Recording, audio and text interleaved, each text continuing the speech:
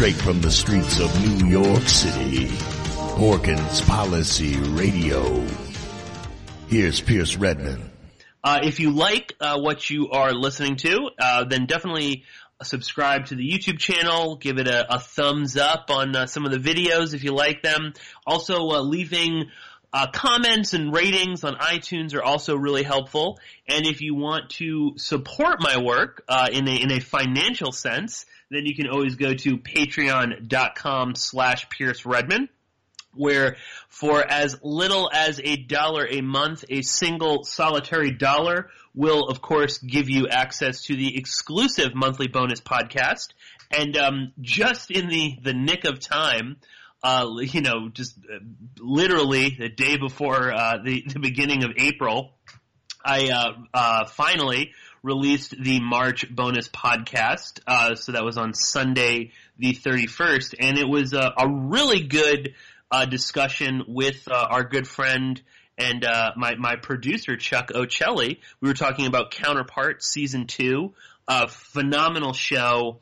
Really good episode. So if you haven't listened to that, definitely go and check it out. I do encourage people to watch the entire series before listening to me and Chuck basically spoil the whole show. But I know a lot of people don't do that anyway. So if you haven't listened, go check it out. If you aren't a subscriber, then become one immediately, and you can listen to it right there.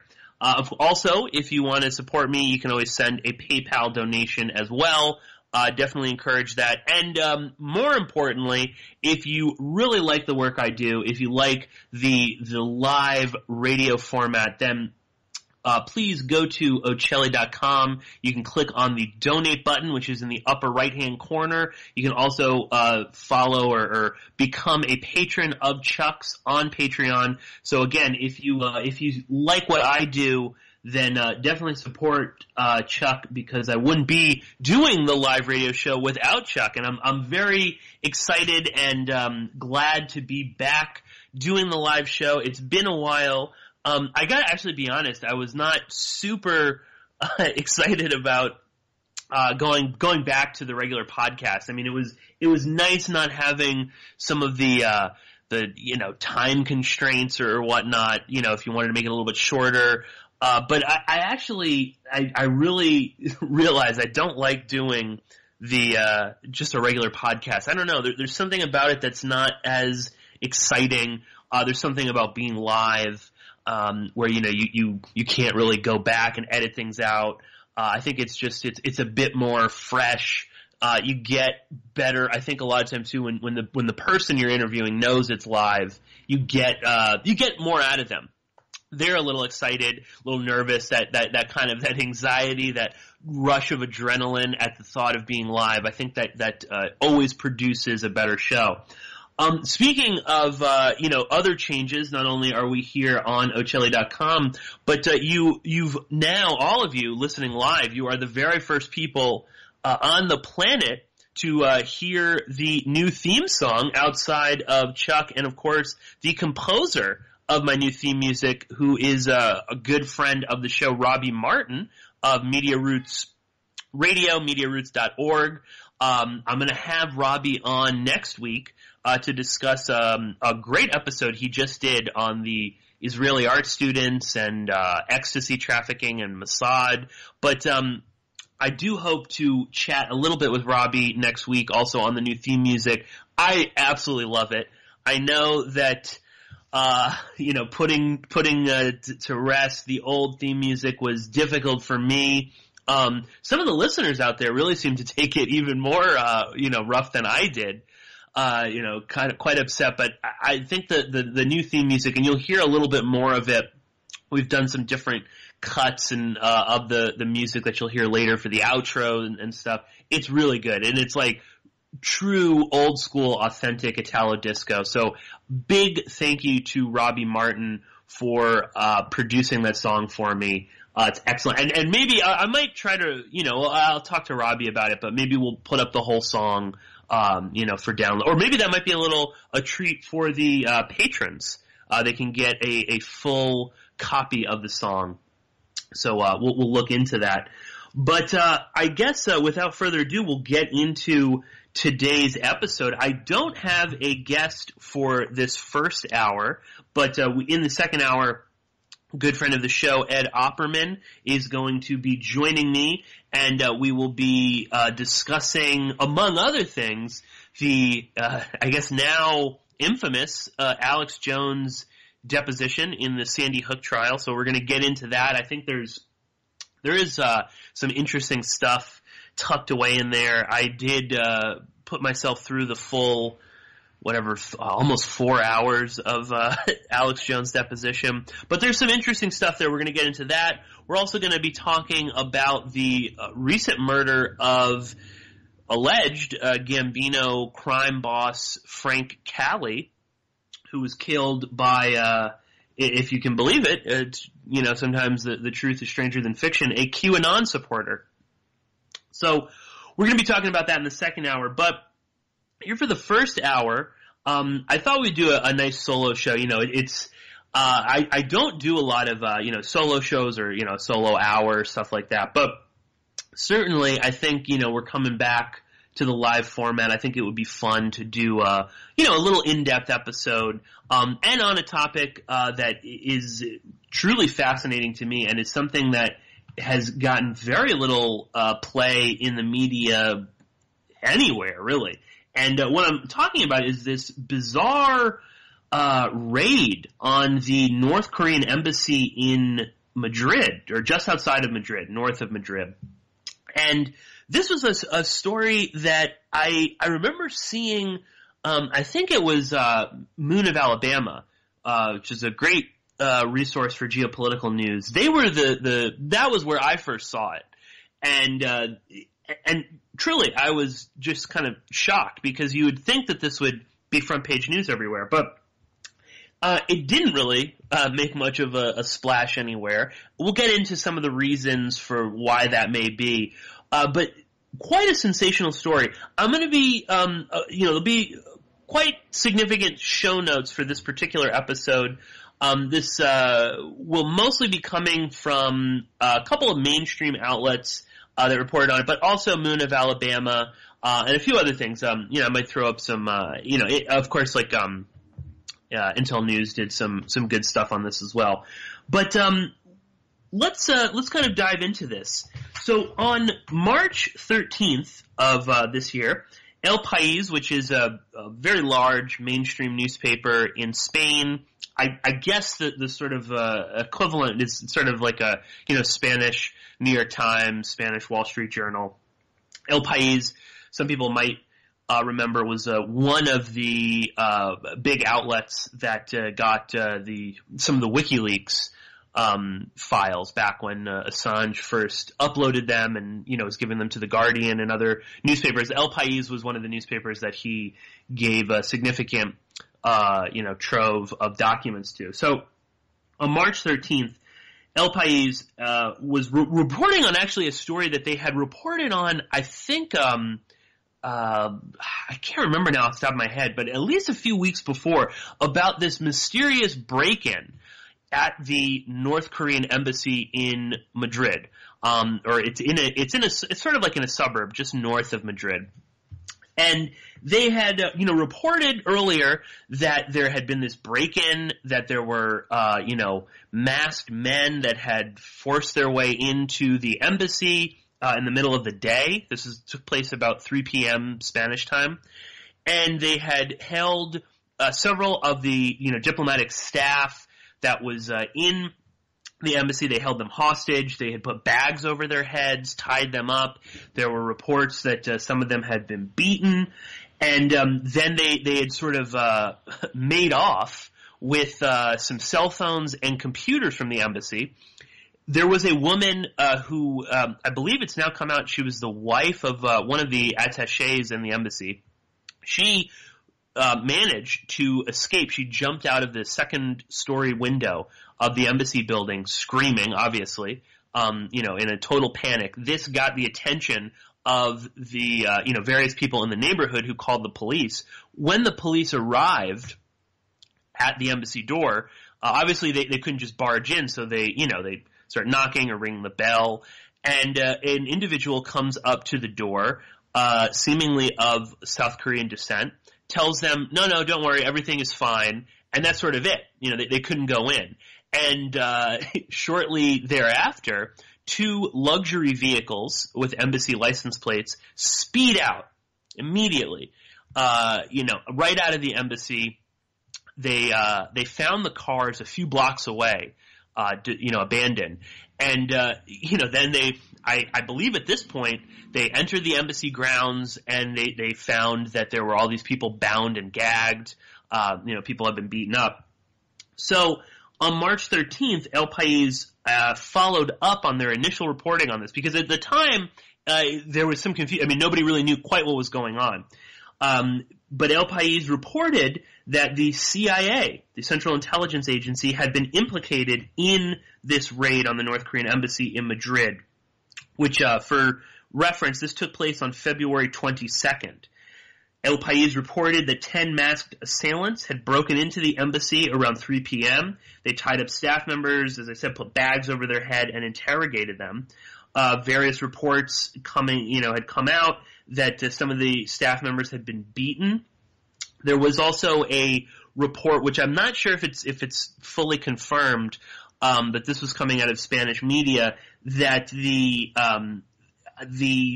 I don't even know if he's really a charged affairs. There isn't a official ambassador to Spain from North Korea. We'll get into why that is momentarily. But I believe who was the charged affair, or at least the main sort of attaché, was actually taken into a separate room and really interrogated. At least 2 people went to hospital because of their injuries. There were reports that the masked assailants had fake guns. This has sort of been disputed a little bit, but that does seem to be the case, that they had fake guns. I don't know if they were, assault weapons. They're probably handguns or something like that. They were held for about 2 hours, though. So it was, at least 2 hours until this woman jumped out of the second-story window. And again, her screams brought the police to the embassy. And again, just to keep in mind that when the police attempted to enter the embassy, this man came out telling them everything was fine. And of course, respecting international law, the police couldn't really do anything about that. And keep that in mind as well as we begin to unravel this story, the concept of international law. Now, the Spanish authorities told El País that they had identified 2 of the assailants as having connections to the CIA.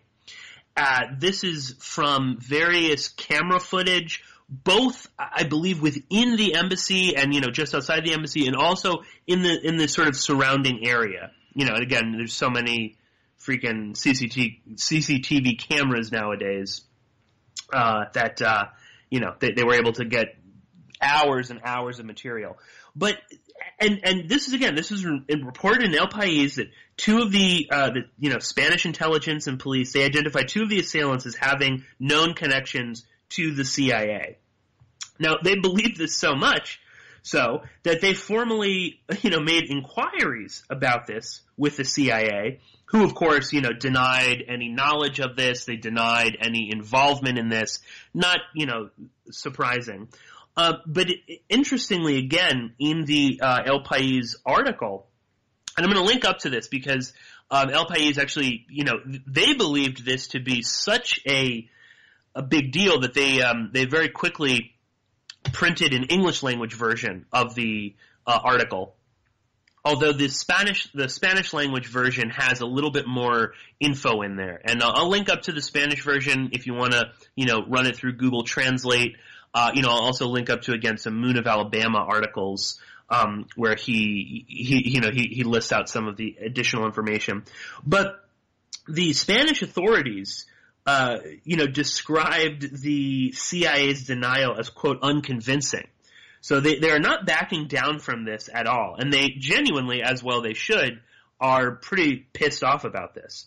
Now, El País and other people, including Spanish authorities, in trying to figure out a motive or a reason behind why this happened, they believed that the 10 masked men were trying to seek information on Kim Hyuk-chol. Now, who is Kim Hyuk-chol? He's the former North Korean ambassador to Spain, and in 2017 he was declared persona non grata in Spain. This stems from his involvement in North Korea's nuclear program. And I don't remember the exact specifics off the top of my head, but this has to do with, nuclear missiles being tested, various facilities. Kim Hyuk-chol was intimately involved in this, and this was at a time, again, 2017, where we were, sort of ramping up pressure on North Korea, trying to, bring them to, the negotiating table, so to speak. And as a result of this, Hyuk-chol was expelled from Spain. Now, where does Kim Hyuk-chol wind up? Well, not only as a close advisor to Kim Jong-un on nuclear issues, and he is in fact the sort of one of the lead, if not the lead, negotiator between North Korea and the United States when it comes to the nuclear disarmament and all those issues.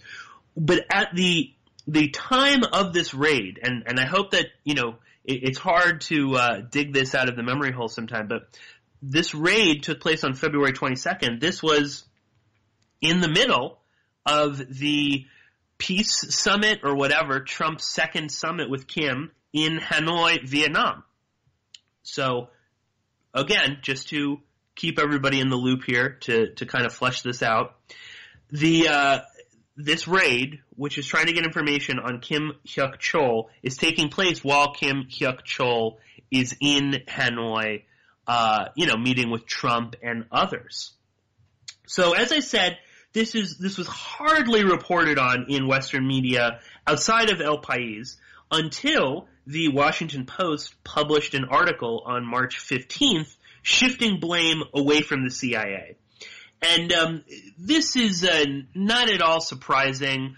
Of course, the Washington Post is probably one of the premier outfits, if not the lead newspaper that is a mouthpiece for the CIA, more so than the New York Times or other things like CBS, of course, which has deep CIA connections back in the 50s. But the Washington Post is really kind of the go-to newspaper for this. And and again, and the Washington Post is certainly in the past couple of years has kind of just sort of ramped up their national security fervor and the fear of these evil North Koreans and whatnot. So while this was sort of being reported that the CIA, or at least people associated with the CIA, assets of the CIA, were breaking into a foreign embassy, tying up ambassadors and staff, beating them, and then making off with computers and cell phones, and seemingly getting out of Spain. I mean, they were not caught in Spain. They obviously had some kind of an exit plan for all of this, and this is now in the ether, so to speak. So the Washington Post comes along and publishes an article on March 15th, so just a few days after El País reports on this, shifting blame away from the CIA. Now, without offering any real evidence, and again, I'll link up to this. Read through the Washington Post article because it's interesting. They basically say that, oh no, this is actually the work of this extremely shadowy group, and the Post might even describe them as shadowy. And I'm sure I'm not pronouncing this the Korean name for this properly, but the Cheollima Civil Defense, which is this shadowy group, which they say was behind the attack, and they attribute this to, quote, people familiar with planning and execution of the mission. So then later in the same article, quote, people familiar with the incident assured the Washington Post that Cheollima didn't act in coordination with any governments or U.S. intelligence agencies. So, how convenient for all of this. And now Cheollima is actually it's sort of it's like a Korean myth, and I believe Cheollima is actually the name of this sort of winged horse, much like Pegasus. And let's also keep that in mind, because that's going to kind of come up a little bit later in this story. And the Post had, a usual kind of cast of usual suspects and that come up to say that, oh no, this isn't the CIA. They have Sung-Yoon Lee, who's a North Korean expert at Tufts University.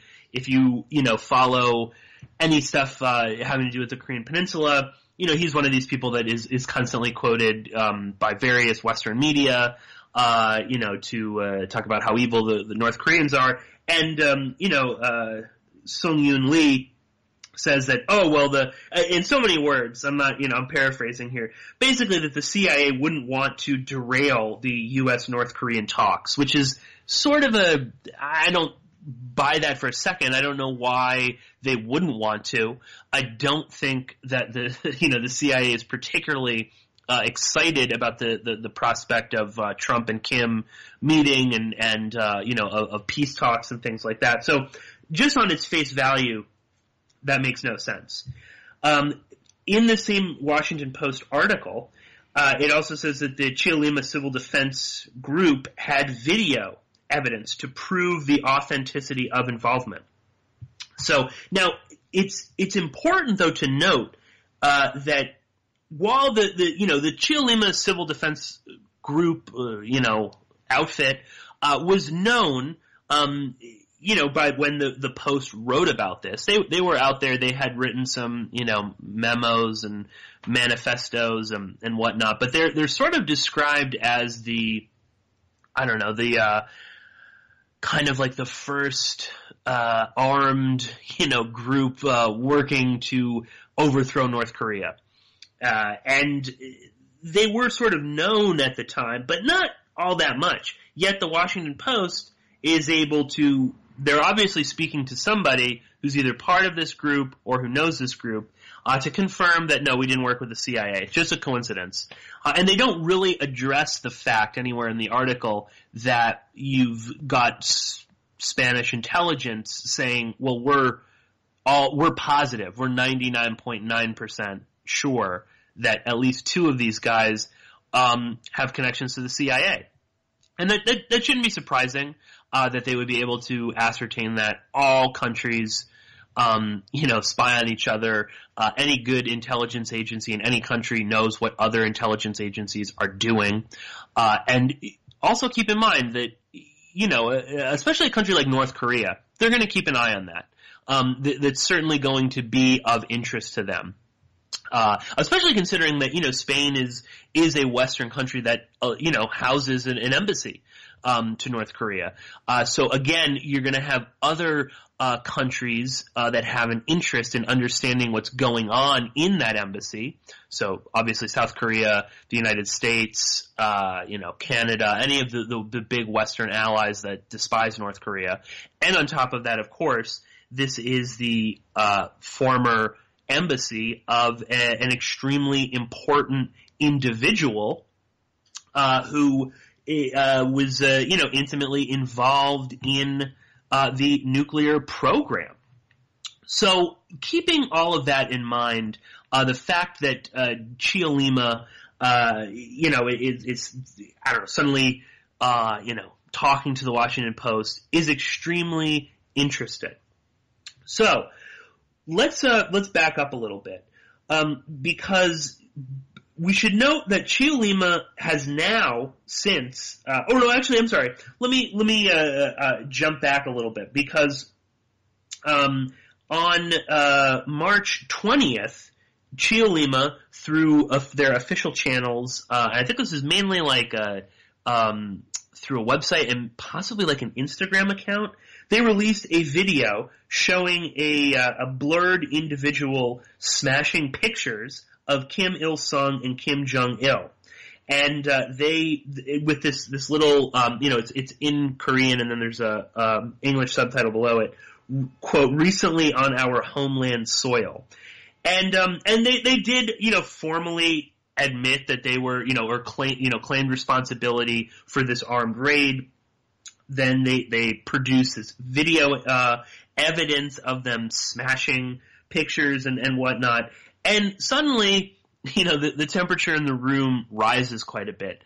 More people are kind of focusing on the Cheollima Civil Defense. The Spanish authorities don't drop this case, which is also interesting too. I mean, a lot of times in these sort of high-level espionage things like that, you'll see governments kind of quietly letting it go. Okay, expel them. We'll expel some spies back and forth. But instead, the Spanish authorities take this rather seriously. And again, as well, they should. Because we're talking about a complete breach of international law. I mean, this is like an act of war, or could be construed as such. So suddenly, a lot of focus is on this shadowy, resistance organization. So much so that even though they claim responsibility, they show these videos on March 28th. Just last Thursday, Cheollima Civil Defense suspends all activities. They basically, throw in the towel. That's it. We're done. There's too much pressure on them, and they suspend all activities. This is where, I think it gets particularly interesting, because since that has happened, there has been a lot more scrutiny placed on this shadowy organization. And there's been some really interesting reporting coming out, not only in El País and some other publications, but also the Spanish judge overseeing this case, Jose de la Mata, has he's been fairly public about what's going on, what this is about, the implications of this. And he actually issued arrest warrants for, as far as we know, at least 2 members of the Cheollima Civil Defense, including the leader of the raid. And this is where the story truly becomes fascinating and so bizarre. I mean, it almost is. It is like something out of a movie. I remember I was talking about this with some coworkers. And I said, did anyone else see this? And of course, no, never heard of what's going on. I didn't even know they had an embassy in Madrid. And they were saying, well, this sounds like something out of like a Bourne, movie, like the Jason Bourne films. You've got armed men going into an embassy in broad daylight, holding people, hostage, stealing cell phones, computers, speeding out in embassy cars in front of the police, ditching the cars, and then somehow, getting out of the country. So when Judge Jose de la Mata issued these arrest warrants, we got the name of a couple of figures involved in this, including the ringleader. And I'm going to focus mainly on the ringleader because there's a few other people that are named. One of them is in the arrest warrant. Another person was named in a newspaper, but I don't believe there's an official arrest warrant out for him. But he might have been, mentioned in some of the other filings and things like that. But there's little to no information on them. But the ringleader of this raid, Adrian Hong Chang, there's actually quite a bit of information about him out there. Number one, he is actually he's Korean, but holds a Mexican passport. He's a naturalized Mexican citizen. So that is already kind of interesting in and of itself. No doubt that would probably work in his favor. I assume Adrian Hong Chang can speak Spanish fluently.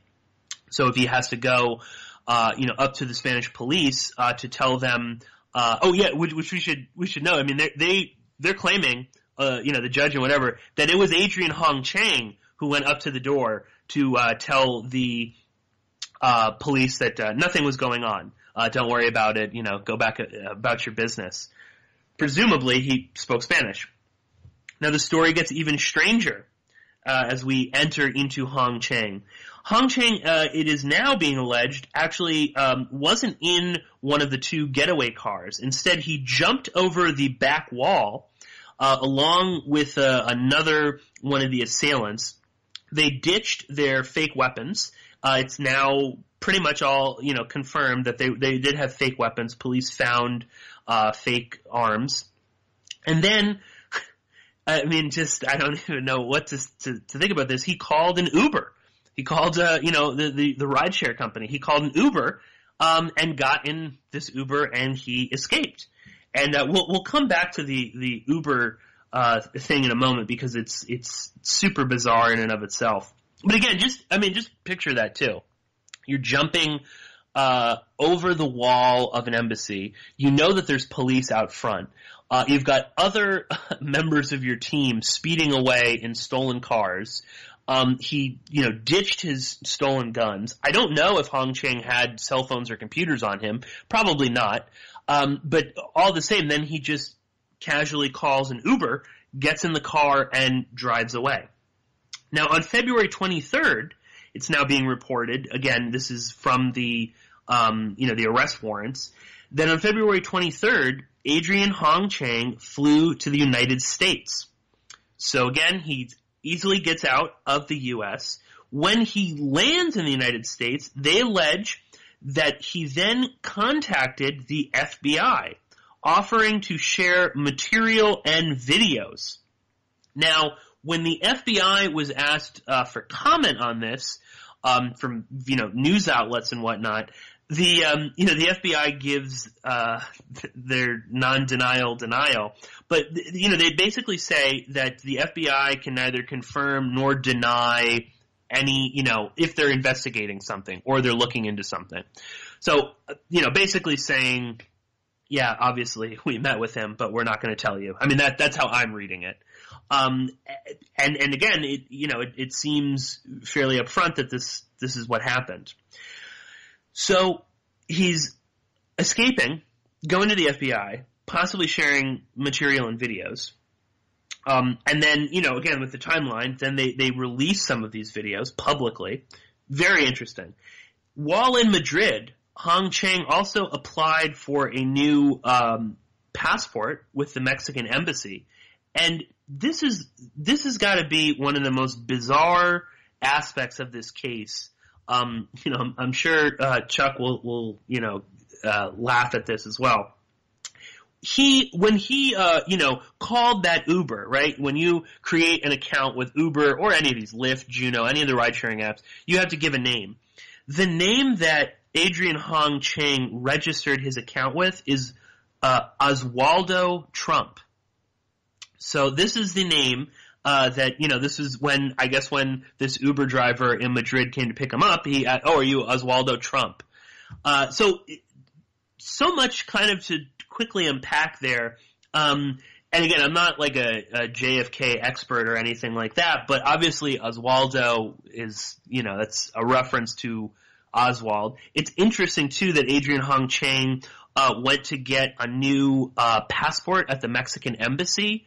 And I'm sure Chuck could correct me on this, but I believe that's also kind of part of like the Oswald JFK story. There's that he was in Mexico, that I think that he went to like the Soviet embassy or something like that to get a passport or whatever. And I'm not even sure if that's actually fully accurate or if that's like one of these sort of myths that gets reported over and over again. But I know that the whole Oswald in Mexico is an aspect of the story. So it's interesting that we've got this obvious CIA spy, going to the Mexican embassy to get a new passport. He's calling himself Oswaldo. Very, very odd. And again, too, you have to wonder, and we'll unpack this a little bit later. Is this bad spycraft, or is this sort of like deliberate? But anyway, It's even more bizarre because people have begun kind of looking into who Adrian Hong Chang is. So not only is he the alleged ringleader of this raid, it's believed that he's actually in charge of the Cheollima Civil Defense group. But in 2005, he co-founded an organization called Liberty in North Korea, which goes by the name Link. Again, kind of, has these sort of vague overtones of the, neoconservative, liberty in North Korea, all that kind of stuff. In 2006, so shortly after he co-founded this organization, he was arrested in China for allegedly trying to help North Korean refugees and defectors escape to the West. So it seems like that's really kind of what Link is actually about, is, just kind of funneling, people that, might be useful later on. So that's 2005. 2007, the UN Human Rights Council paper lists Adrian Hong Chang as a member of Freedom House. And if you don't know, Freedom House is a neoconservative, human rights organization. It's sort of like, it's like the right-wing version of Amnesty International or Human Rights Watch. Freedom House puts out, they have their famous Freedom Index, of course, which is very skewed and whatnot. But yeah, think of it as a neocon human rights organization. So interesting. He's also a member of Freedom House. So again, I don't know how that jives necessarily with Freedom House. I don't, it's not really, embassies are supposed to be free. They're sovereign. As he even states in the video that he put out, where they're smashing pictures of Kim Il-sung and Kim Jong-il, that they were on their homeland soil. So I don't know, if Freedom House has anything to say on this. Maybe we'll try to email them and see what they think about that. And interesting too, again, this is a UN Human Rights Council. So, this guy's on the map. He's on the radar. He exists. People know about him. 2009, he was selected as a TED Fellow, and I believe, I didn't look it up, but I believe there is a video of him doing one of those idiotic TED Talks. The main photo, if you go to your search engine right now, you type in Adrian Hong Chang, I believe that one of the photos that comes up of him is him obviously at a TED Talk. But so 2009, he's selected as a TED Fellow, and then he was also a Arnold Wolfers Fellow at Yale University. So this is, Adrian Hong Chang, a.k.a. Oswaldo Trump. He's not nobody. He's moving in some very, important circles, certainly with a lot of connections to intelligence, certainly Freedom House, obviously Yale, and this organization Link. They're going to China. They're supposedly getting refugees. I wonder about that. I'm not denying that North Koreans escape to China. But it's also, this seems very much like there's a political bent to all of this. Now, here is the truly bizarre part. If you thought it couldn't get any weirder, you were wrong. And this one actually, when I was reading about this the other day, I almost fell out of my chair.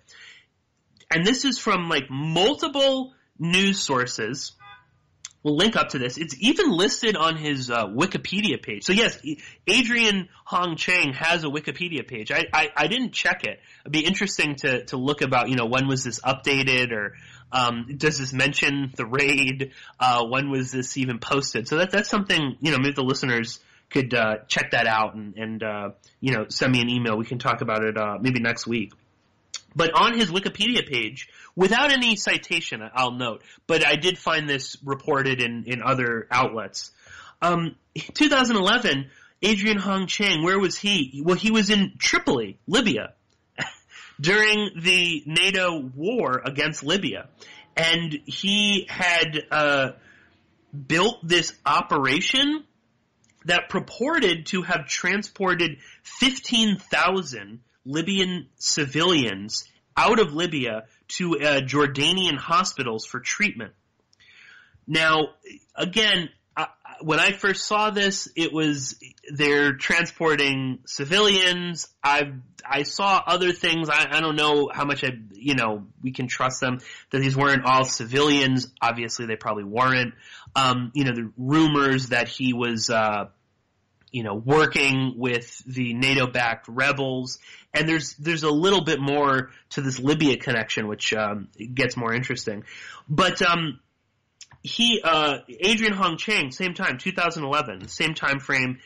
He might have been in Libya or just come back from Libya. He told The National, which is a big Abu Dhabi-based newspaper, quote, "I consider the Arab Spring a dress rehearsal for North Korea." So, quite a statement.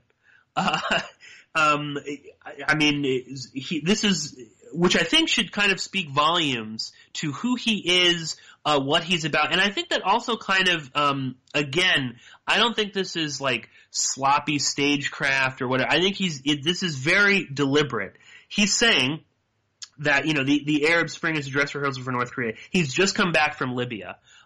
So, what's he really saying?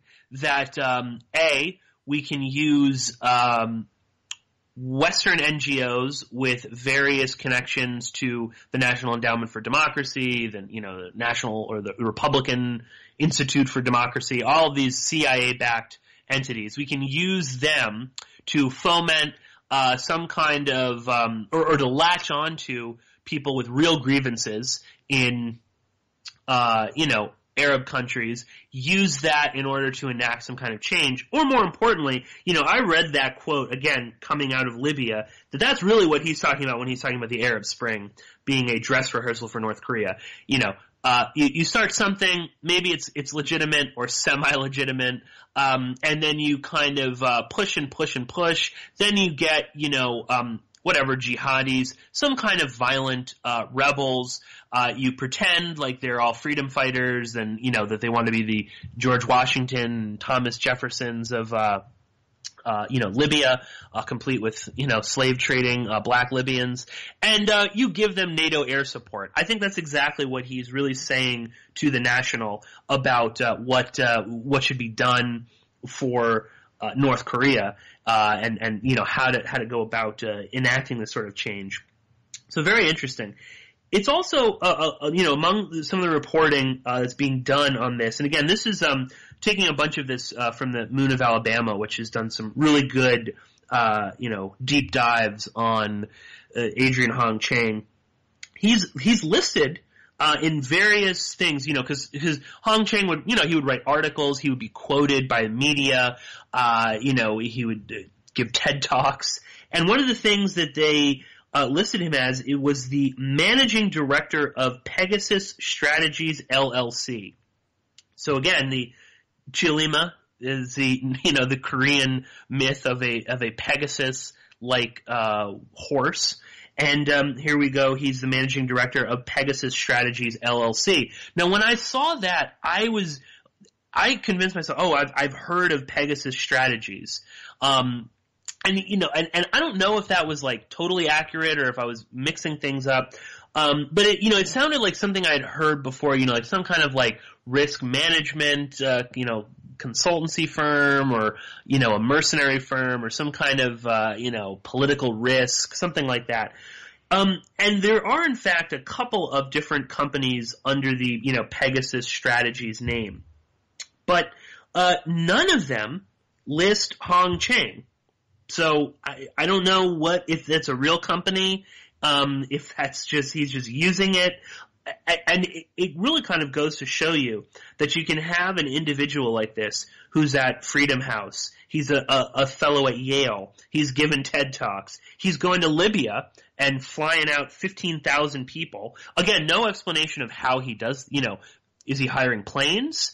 Are they moving people to neighboring countries and then flying them out? Why is he flying them to Jordan?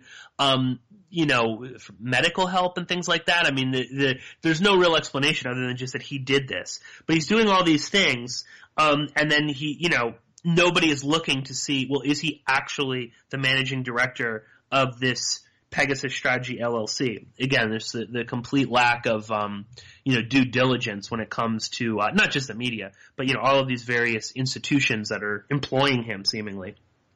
He's also on other articles and things like that, where he's quoted. They say that he's the president of the Joseon Institute, and I'm sure I'm butchering that Korean name.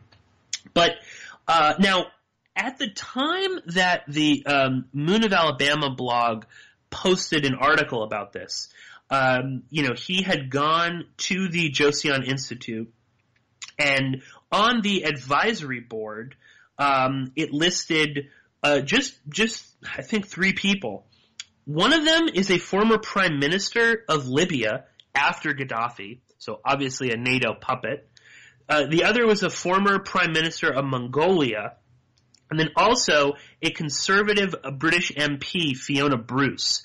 And Fiona Bruce is interesting because she is not only a conservative member of parliament, but she also is very much part of this sort of evangelical wing of the Tories, and there is, of course, this an overarching evangelical tint or tinge to a lot of the stuff in North Korea. There's all sorts of evangelical groups that that are act as charities, but are very much about getting people out of North Korea, defectors, people like that.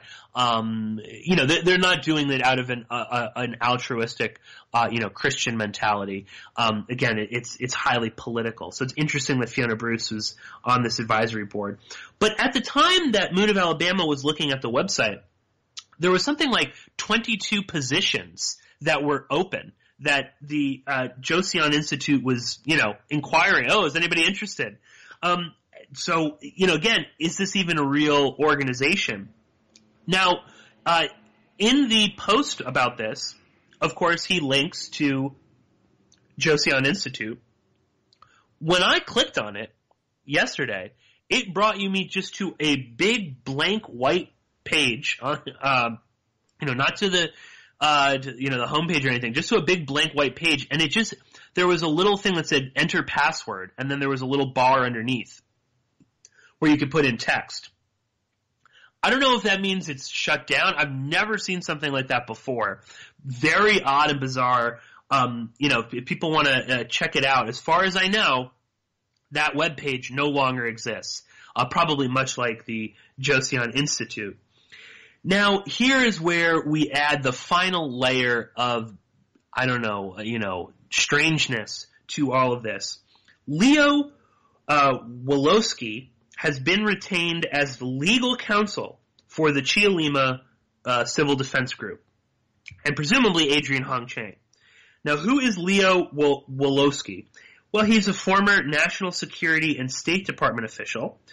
He worked, I believe, for Bush, Obama, and possibly Trump as well. I think he left in 2017, so it might have been like Clinton, Bush, and Obama. At one point under Obama, he was in charge of closing Guantanamo, which obviously never happened, and I assume it was Wolosky's job to ensure that didn't happen. He currently right now works for Boies, Schiller, and Flexner. That's David Boies' firm, extremely powerful law firm, one of the most powerful in the world. David Boies, of course, was of Al Gore fame. He represented Al Gore during the 2000 election. David Boies is also, he was, among the political things, he represented Harvey Weinstein at one point, and he's also representing Sarah Ransom in her lawsuit against Jeffrey Epstein. So interesting, the various people that Boies, Schiller, and Flexner represent. But Wolosky in particular, he also represented former RNC Vice Chair Elliot Broidy, who is that's a fascinating story. Maybe we'll cover that on a future episode. But he alleged he was being blackmailed by Qatar.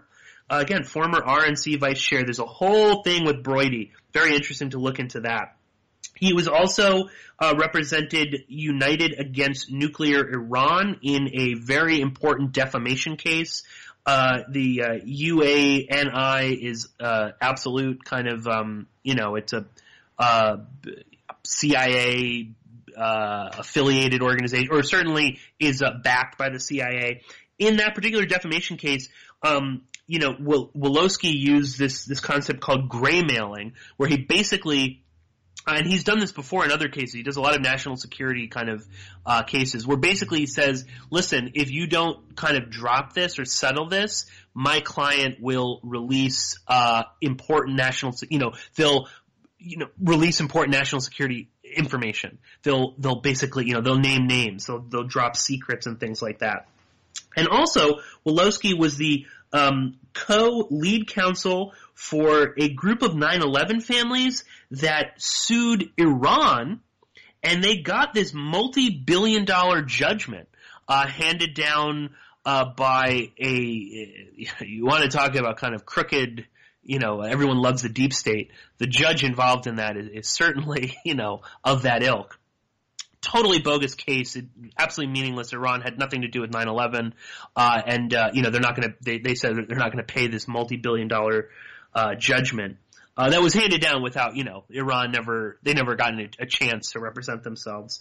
And also, just for good measure, he was also the lead counsel for Dominic Strauss-Kahn after he sexually assaulted a maid in a hotel here in New York City in 2011. So Leo Wolosky is not a nobody lawyer, extremely influential. This is one of those guys who can get things done. He knows where all the bodies are buried. He knows whose palms to grease. This guy's got a ton of juice, and especially in a case like this where he's connected to so many espionage cases and and sort of like deep events. 9/11, Dominic Strauss-Kahn, quite a lot there. This is a real heavy hitter. It's no surprise that Cheollima is hiring this guy. The really crazy thing is how the hell are they paying for it? Wolosky's not doing this pro bono, I don't believe. So where is the money coming from? That's, an interesting aspect of all of this. And again, they're obviously taking this extremely seriously. Leo Wolosky seems to be the kind of guy you would hire if you were some CIA asset group that broke into a foreign embassy and stole a bunch of, computer material and then tried to give it to the FBI. So anyway, I know that's a lot of information to kind of digest, but this is a really important story. I think that we should all kind of be focusing on it as much as possible, because we're getting more information about this. But again, the large scale implications of this. Who set this operation up? Did Adrian Hong Chang actually act alone? I doubt it. So someone is asking him to do this, or is at least giving him the green light to do this. Could it be, Moon of Alabama hypothesizes that it was John Bolton, who, wanted to kind of sabotage the nuclear talks. That's an interesting possibility. It's entirely possible that this was, Gina Haspel, CIA, director, greenlit this, again, for maybe the same reasons, or at least to get information. So that's the number one. The second thing is, this is, and not the first instance of this happening this year, of, people breaking into a foreign embassy in a foreign country and, stealing information. We saw this, Guaido's thugs in Costa Rica, stormed the Venezuelan embassy there and took it over. They've taken over, various consulates here in New York City as well, completely illegal. And this one is even more illegal. You're talking about people coming in with guns, tying people up, beating people, stealing information. Extremely dangerous. And I think it's something that we'll have to see kind of unfold. North Korea has now finally admitted to this happening. They were sort of keeping quiet about it. But I think they don't want this to die down, but they don't want to make a big deal about it. You wonder if that was one of the reasons for the breakdown of talks between Trump and Kim. That sort of just fizzled out. That kind of caught a lot of people off guard. Maybe it was this. So maybe it worked. But again, very fascinating story. something that we should kind of keep an eye on. Definitely, check out Adrian Hong Chang. I'll hopefully return to this, again when we get some updates. But I think, I will leave it there for the Cheollima Civil Defense raid on the North Korean embassy in Madrid. If anybody else is kind of following the story, definitely let me know. If you hear anything, shoot me a tweet or an email, because it's such a fascinating story. But again, I think that's where we'll leave it for today. And once again, in the second hour, I will be joined by good friend Ed Opperman, and we're going to be talking about, as I said, Alex Jones, the deposition. So if you're in the chat room at ocelli.com, maybe you could drop us some questions if you have any thoughts on, what we're going to be talking about. Please do so. If you go to ocelli.com/listen-live, you can not only listen live, but you can also interact in the chat room. I'm in the chat room. So is Chuck as well. So, we are going to be checking that. I also now see some messages that, Chuck reminding me, that it was that the Oswald story in Mexico is true, or at least it's believed to be true. So maybe that's something we could talk a little bit more with Chuck sometime. The Oswald in Mexico, and again, just the Oswaldo Trump Uber name is just again, it makes you wonder: is this bad spycraft, as I said, or is this deliberate? Are they trying to make references to all of these things? Is Adrian Hong Chang a patsy of some sort? It's strange too when you really kind of like look at espionage and what's going on at the moment. I mean, they really love kind of like referencing these old things, and it's so strange. But anyway, please stay tuned, and in the second hour, I will be joined by Ed Opperman.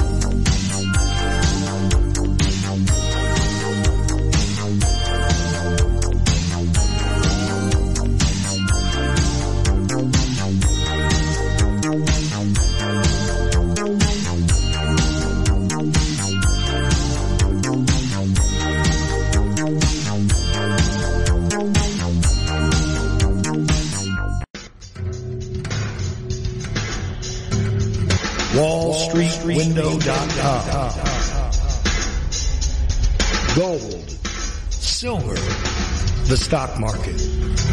WallStreetWindow.com.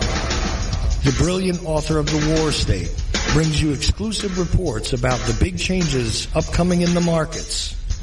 WallStreetWindow.com. Perhaps you're invested deeply.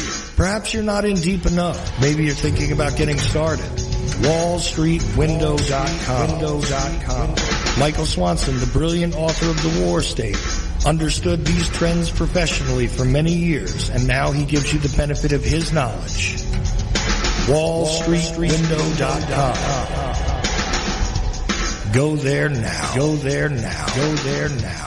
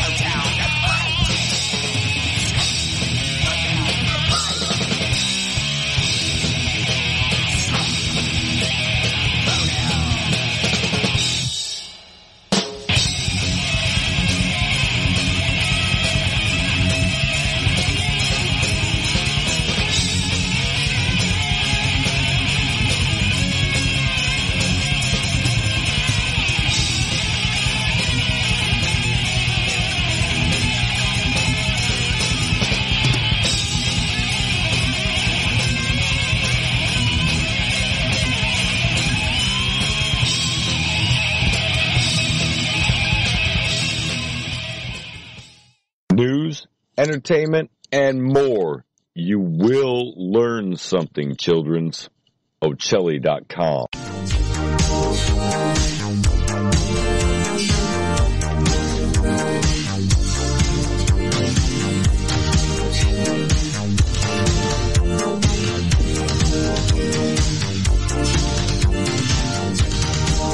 Now back to the man, Pierce Redman. Okay, everybody, Pierce Redman here for Porkins Policy Radio. If you are joining us right now, we are about to be speaking with our good friend Ed Opperman. I just wanted to quickly mention once again, the new theme music is written and produced by good friend Robbie Martin. So just a little shout out. And Ed, I think I heard you chuckle a little bit about the new intro there. Just a little bit. Yeah, no, I'm loving it. And if you haven't noticed, that's Chuck, speaking over that. And there might even be like one more fun little one for the outro. So definitely listen to the end there. But Ed Opperman, how are you? I'm pretty good, Pierce Redman. Thank you so much for having me on your show. I'm glad. Again, if I think faithful listeners will, of course, know Ed, but he is the host of the Opperman Report. One of the, I don't know about you, Ed, but I don't listen to a lot of shows anymore. And you are one of the few shows that I always listen to. Oh, thank you very much. Well, Ed, I wanted to have you on to talk a little bit about the recent Alex Jones deposition. I was mentioning in the first hour there, I watched all of it. I don't know if you did, but I sat through the entire thing. I found it kind of riveting at moments and then nauseating. And I think that there's actually a lot of information in there. But what did you make of your sort of first impressions of this deposition? Well, I didn't watch the whole deposition. I was planning to last night when you told me you wanted to do the show. I forgot all about it. My memory's not getting that good. But let me ask you a question, though. Now, exactly what is the complaint against him in this lawsuit? It's not defamation. It's not libel, slander. It's what? Emotional infliction of emotional distress, something like that? I believe so, because the lawyer, Mark Bankston, that's the one thing he kind of keeps returning to over and over again is this, do you think he keeps asking Jones over and over again, do you think you've inflicted damage on these? Do you think that your comments were damaging? So I believe it's related to emotional damage. But he certainly, calls him out for making false statements. But I don't believe there's a, defamation or anything like that. I believe this is emotional damage. Right. Well, then I don't think he has a chance, to be honest with you, because he obviously has been tormenting these poor people for the purpose of making money, right? And now he comes out with this latest thing. He has a psychosis from. Yeah, he even, if you want, it's funny that was one that everybody kept talking about. But that's in the last 5 minutes of you got to watch all 4 hours of this deposition, and then in the last 5 minutes he mentions the psychosis, and then even Jones kind of realizes, I really shouldn't have said that. He tries to walk that back. Because Bankston says are you saying that you have psychosis? And he's like, no, I mean I'm just saying the media causes me to have it. But there's interesting aspects of this, Ed, and I guess full disclosure, I think that this is a long time coming for him. He really kind of seemed to step in it with the Sandy Hook thing, and just said really kind of out there things and some blatant lies.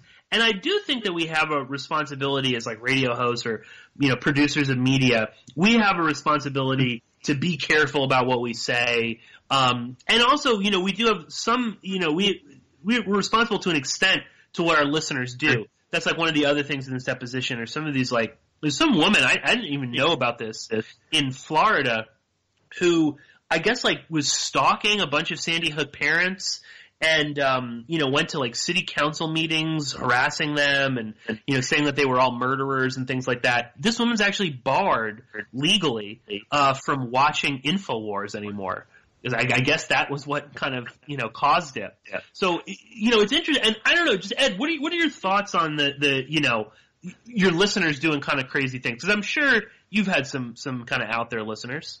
Yeah, and I think we do have to take responsibility for if you're blaring this nonsense at your listeners all the time. I'll give you an example with the Burns, the Burns Bird Sanctuary up there in Burns, Oregon. Mm. Okay, now I happen to know those guys. One of the pastors at my church knew the Hammond family. Mm-hmm. And he said, I want you to interview the Hammond family. But then it turned out that they had a deal going on. Then the Bundys go up there, they screwed up the whole deal.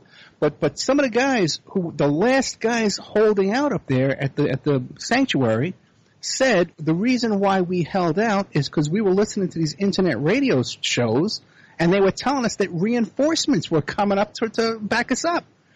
So they extended the stand-up because people were just on the air just making stuff up. So we absolutely have a responsibility for what we're saying here on the radio. And especially, man, I don't even – because half of the stuff, these people are just making it up as they go along. It's just heartbreaking. And as far as the Sandy Hook stuff goes, okay, I think I was on a panel one time with the woman you're talking about. Okay. Oh, yeah, because early on in all this, I was on a whole station that their whole main focus was Sandy Hook. Mm. And one of the stations that was carrying me, and they used to have me on these round tables, every now and then. And I got to tell you, man, Alex Jones, I hate to say these words, but Alex Jones is right. Okay. I never thought I'd say those words. But there is a psychosis, man. Mm. And what happens is these people, they come up with these theories, and they start bouncing it off back and forth amongst each other. And they're all agreeing with each other because they're all believing, the same conspiracy theory, And then what happens is they all have to start one-upping each other and exaggerating a little bit here. And, and I have this source and they're all exaggerating now. And they're in this echo chamber where now they start thinking everything's fake. Mm. This is a real psychosis. Oh, and that's essentially, Ed, can you just turn your speaker down a little bit? I'm getting a slight echo. But that's what Alex Jones actually says. Is, he says, "Oh, my psychosis is because the media has lied to me for so long." And I agree with you. I think he's correct. I don't know that he's really suffering from that because he clearly knows what's real and what's not. And he's playing it up for the camera. He's a performance artist, of course. But what were you gonna say, Ed? Yeah, he's admitted that he's a performance artist. He said that. But he's right, though, man, because there is a psychosis. And it's not that you don't believe anything in the mainstream media anymore because it all has to be a big trick. Look at this guy yesterday, this Nipsey Russell, right? Nipsey Hussle. Right? Oh, yeah. Right away, man, Nipsey Hussle gets shot. And people there know the guy that shot him. They know this guy. He's the guy in the neighborhood. Right away, it's, the big pharmaceuticals, they got him down because he's about to launch all this information. And that other character, the one who was friends with George Webb, she dies in some hotel room, right? So then right away, she was just about to break all this big information. Right, she had all this, Bill Clinton having sex with a little boy. She had all this big information and she was, we don't know what the circumstances of her death was, but right away, everyone was assuming she was murdered. So all these people are just jumping to conclusions, but they're in this echo chamber where everyone's agreeing with each other. It's called a shared psychosis. Shared psychotic disorder, where you have two people in the same house, usually doing meth, and they're feeding each other, right? And they're feeding each other their fantasies, and they're feeding each other's paranoia, and they're confirming each other's psychosis. Well, it reminds me of when Anthony Bourdain killed himself, and it was instantly. This wasn't a man who was depressed or whatever, dealing with emotional stress or whatnot. No, he was about to inform the world about Harvey Weinstein and Hillary Clinton, and so they suicided him. And that's like within moments. I mean, I think that it's important with the Sandy Hook stuff because that was sort of, that really kind of pushed the crisis actor, everything is fake idea, in a way that that I think the Boston bombing kind of inserted that idea a little bit, but then Sandy Hook took it to another level where, the kids are singing at the Super Bowl and they're using fake pictures and stuff like that. So yeah, I think it like you said, we have a responsibility. And Alex Jones knows full well how psychotic his listeners are. Because it just, when he takes in these calls, some of them are just so out there. I will say though, there's some aspects of Mark Bankston, the lawyer, that I wasn't wild about. Number one, he at one moment kind of equates, 9/11 and even more importantly, the Oklahoma City bombing with Sandy Hook. And that one to me, leaving 9/11 aside, there's no doubt that, the Oklahoma City bombing was a false flag or certainly a cover-up. There's literally too much public information, including the government, admitting to much of this. Yeah.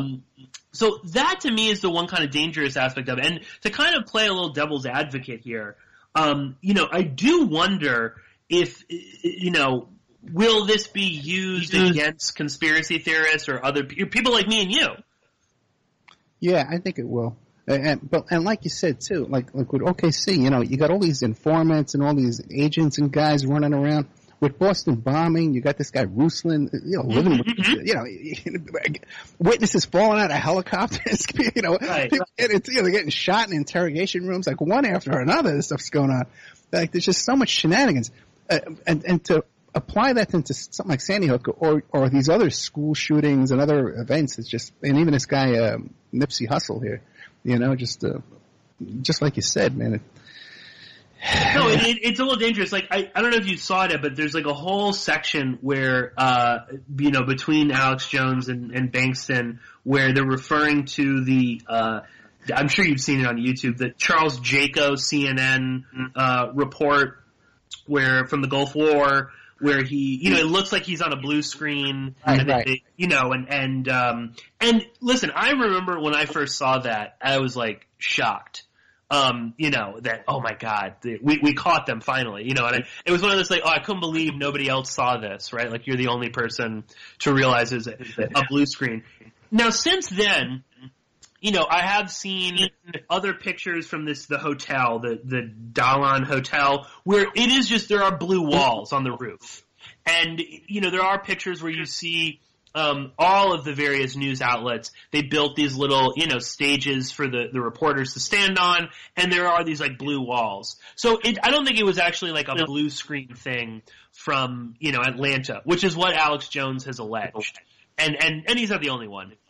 But if you watch the Charles Jaco video, he's obviously making things up. The thing where he puts the gas mask on and the other guy's got the helmet, it's clear that nothing is happening. They're in complete safety, but, they're hamming it up for the camera. And my issue with this is that, Bankston basically says, no, this all, and he sort of is like, oh, I don't really care about that. I just care that you said it was a blue screen because of the whole, Anderson Cooper's nose disappearing in Sandy Hook. But again, that's one of those moments where I was like, but you're missing the larger issue here that, because it's like, that is fake news. Yeah.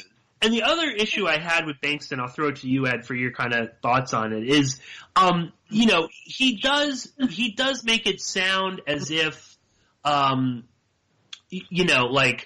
what Alex Jones is doing is like the worst, most heinous, thing, journalistically speaking.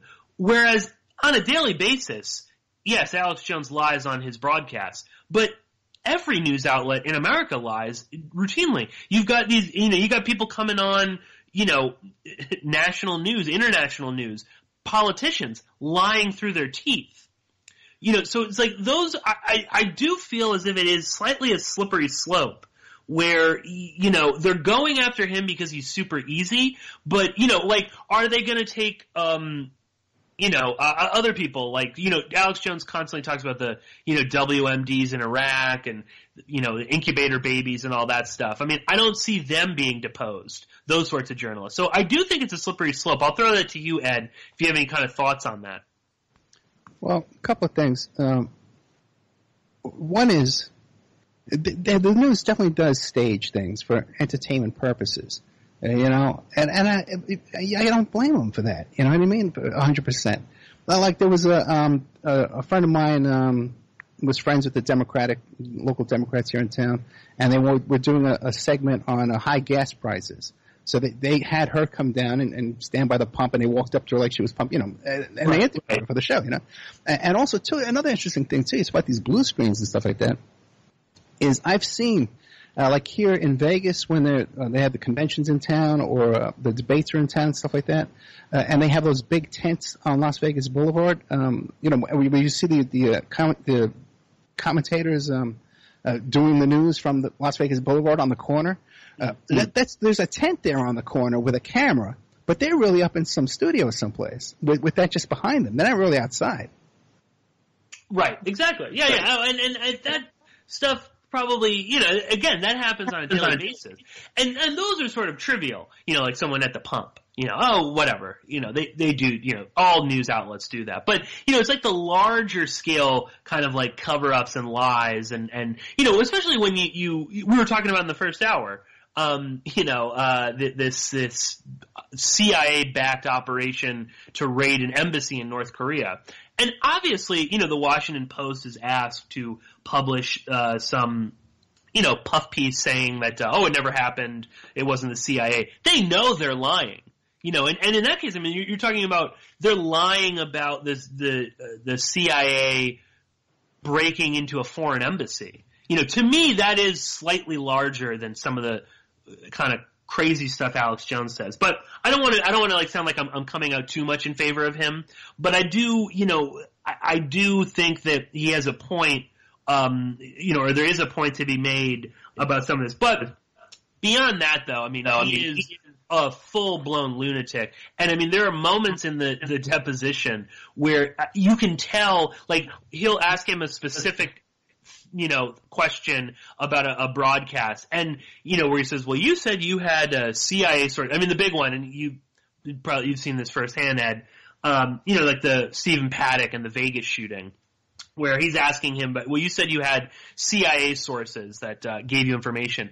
And, he asked him, well, who are they? And you can see Alex Jones trying his darndest to actually remember what ludicrous thing he said, on the air.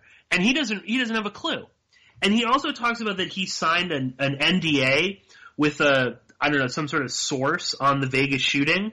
And it would be interesting because he seems to say, oh no, it exists, don't worry, it exists. His lawyers tell him, he can't talk about it because of, journalistic privilege or whatever.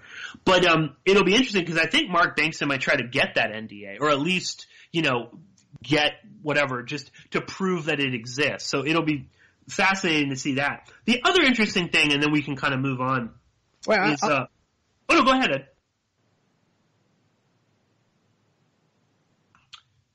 Ed, did I lose you there? We might have lost Ed there. I can't hear him, so maybe we'll try to get him back on the line. No. Oh, here you are, Ed. Oh, you got me now because I'm hitting this mute. Now I'm hitting this mute button. No, I can hear you now. Yeah, can you hear us? Well, Ed, if you can hear me, I think you might have muted your mic again. Okay, I'm off mute. Okay, good. I'm hitting the damn button so many times it's blinking back and forth now. Oh, okay. Yeah, you're unmuted now. You were going to say something about the Vegas. I'm willing to bet that his source is going to turn out to be Laura Loomer. With her wacky Vegas theory. That's a whole nother story, man. Where these guys come up with these Vegas theories is just insane. It's just there's no connection to anything. But the other thing too is, man, listen. I know the heat's going to come down on all of us because of Jones, and he's like the point guy, drawing in the wolves into the sheep pack, next matter. But in some cases, man, hey, we deserve this, man.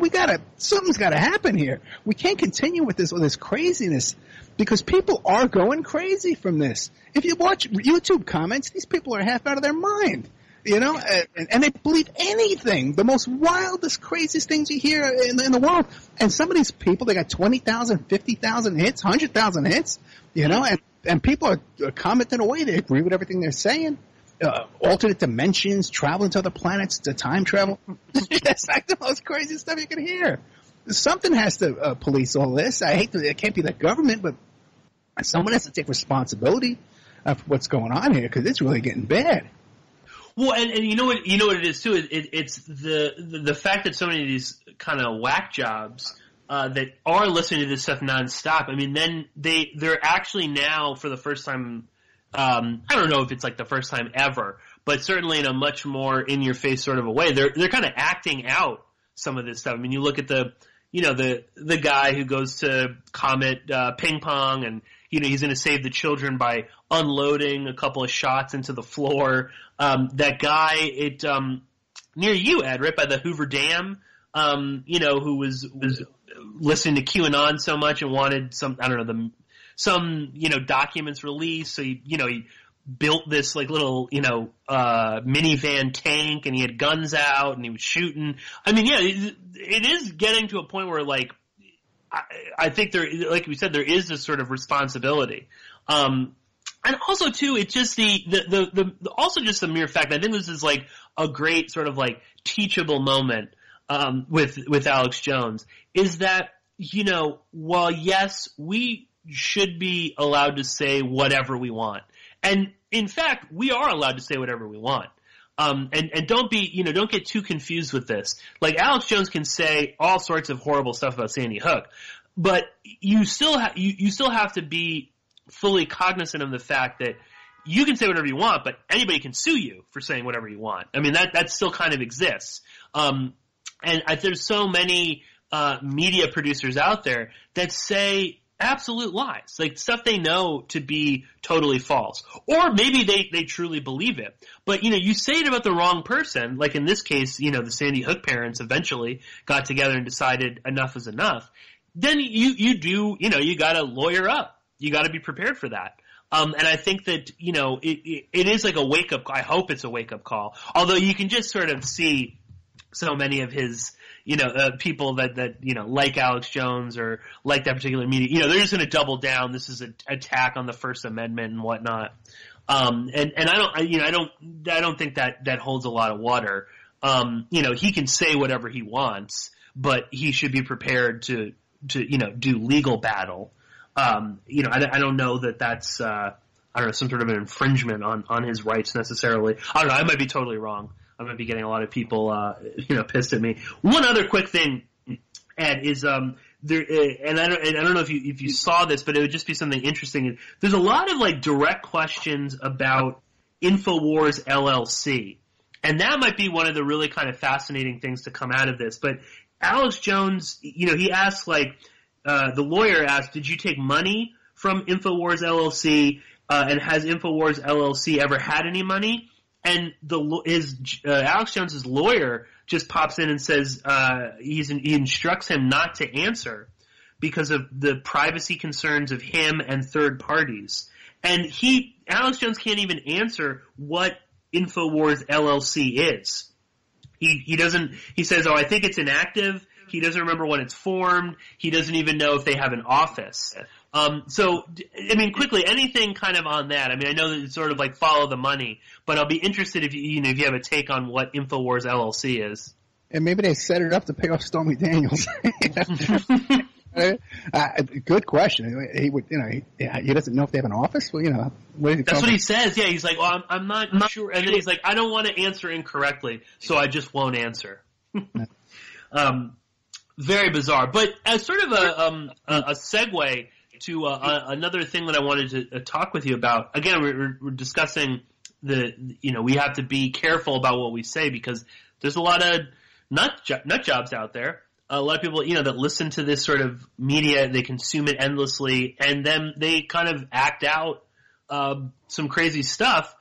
We have the murder of purported Gambino crime boss Francesco Cali, Frank Cali, or Frankie Boy was one of his nicknames.